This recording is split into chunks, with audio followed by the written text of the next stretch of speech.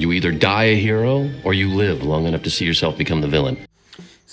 Marvel और DC super hero genre के दो सबसे बड़े जायंट्स हैं जिन्होंने हमें बचपन से लेके अभी तक डिफरेंट फॉर्म्स के अंदर एंटरटेन किया है। फिर चाहे से वो कॉमिक्स हो, मूवीज हो, टीवी शोज या फिर एनिमेटेड सीरीज हो या फिर उनके गेम्स हो। और इन्हीं सब चीज़ों को लेकर आज हम डीसी और मार्वल के बीच में एक छोटा सा कंपैरिजन करेंगे। शुरू से शुरू करते हैं, लेट्स गो। सबसे पहले हम बात करते हैं कॉमिक्स के बारे में। मार्वल और डीसी दोनों के पास अपना अपना काफ़ी अच्छा कॉमिक कलेक्शन है जिसमें हमें काफ़ी ज़्यादा वैरायटी की स्टोरीज पढ़ने को मिलती है जो कि बेस्ड होती है डिफरेंट सुपर हीरोज और डिफरेंट इवेंट्स के ऊपर।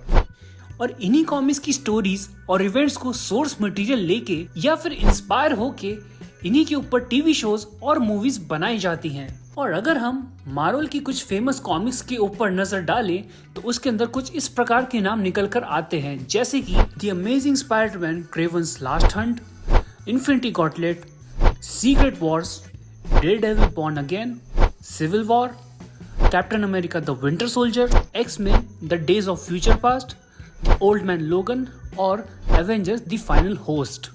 और इन सभी में से मेजॉरिटी ऑफ द कॉमिक्स के ऊपर मूवीज और वेब सीरीज बन चुके हैं या फिर आने वाले टाइम में बन के रिलीज होने वाली हैं। और मार्वल की तरह डीसी के पास भी कुछ पॉपुलर कॉमिक कलेक्शन है, जैसे कि the death of Superman, justice league kingdom come, emerald Twilight और बैटमैन नो मैंस लैंड। होने को तो मार्वल और डीसी दोनों के पास ही काफी गजब का कॉमिक कलेक्शन है, लेकिन डीसी अपने इस कॉमिक अडेप्टेशन के अंदर हमेशा अनसक्सेसफुल रही है। और दूसरी तरफ जिस तरीके से मार्वल अपनी मूवीज को मोस्टली कॉमिक बेस्ड रखता है, जिसकी वजह से लोगों में मूवीज के साथ साथ कॉमिक्स पढ़ने के लिए भी क्यूरियोसिटी बनती जा रही है और वो ये पता लगाना चाहते हैं कि मार्वल यूनिवर्स के अंदर और कौन कौन सी डिफरेंट स्टोरीज एग्जिस्ट करती हैं। और अब कॉमिक्स से आगे चलते हुए हम बात करते हैं मार्वल और डीसी की मूवीज, टीवी शोज और वेब सीरीज के बारे में। और इसके अंदर दोनों ने अपने अपने तरीके से झंडे गाड़ रखे हैं। मार्वल ने मूवीज के अंदर एक ऐसा अच्छा इकोसिस्टम बना के रखा है जिसको देखने में काफी ज्यादा मजा आता है, लेकिन वहीं पे उसकी अपोजिट वेब सीरीज और टीवी शोज के अंदर मार्वल इतना ज्यादा कुछ खास कमाल नहीं कर पाता है।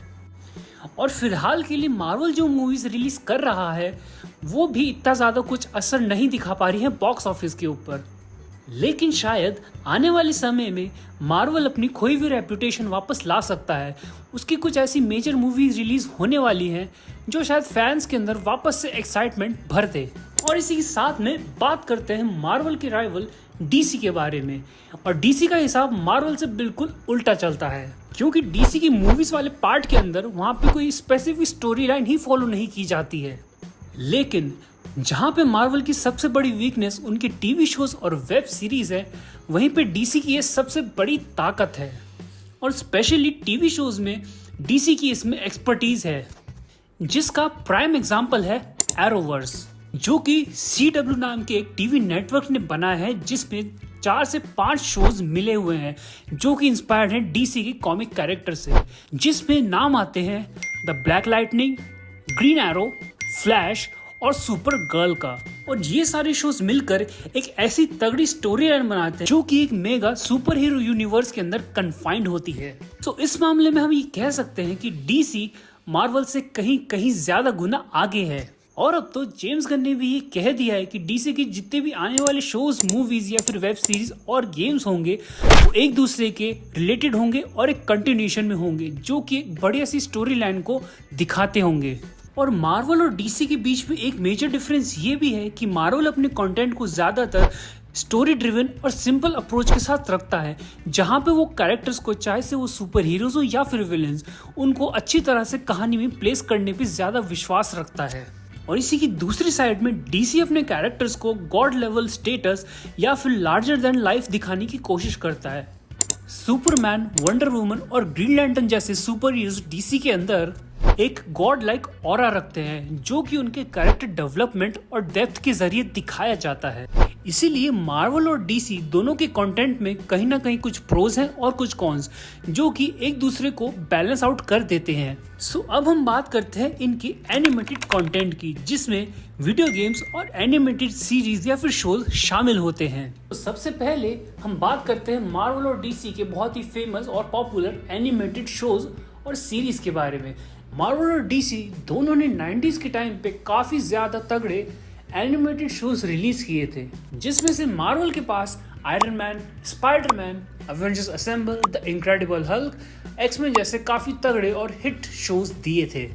और वहीं पे दूसरी तरफ डीसी के पास Superman animated series, Batman beyond, Batman animated series, justice league और जस्टिस लीग अनलिमिटेड जैसी तगड़ी सीरीज थी।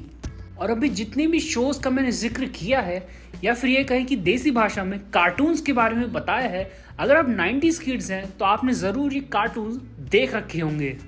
और 90s के ये धमाकेदार शोज या फिर कार्टून्स आज भी उतनी ही रेलेवेंस रखते हैं, क्योंकि मार्वल और डीसी इन सारे कार्टून्स को रिक्रिएट करके वापस से रिलीज कर रहे हैं। जैसे कि मार्वल ने हाल ही के अंदर एक्समैन 97 नाम के कार्टून को अभी फिलहाल रिक्रिएट करके एक एनिमेटेड सीरीज में रिलीज किया है। और मार्वल और डीसी के बीच में आपको किसके कार्टून ज़्यादा अच्छे लगते हैं वो मेरे को प्लीज़ कमेंट्स में ज़रूर बताइएगा, मैं इसके बारे में ज़रूर जानना चाहूँगा। और अब फाइनली एट लास्ट बारी आती है वीडियो गेम्स की।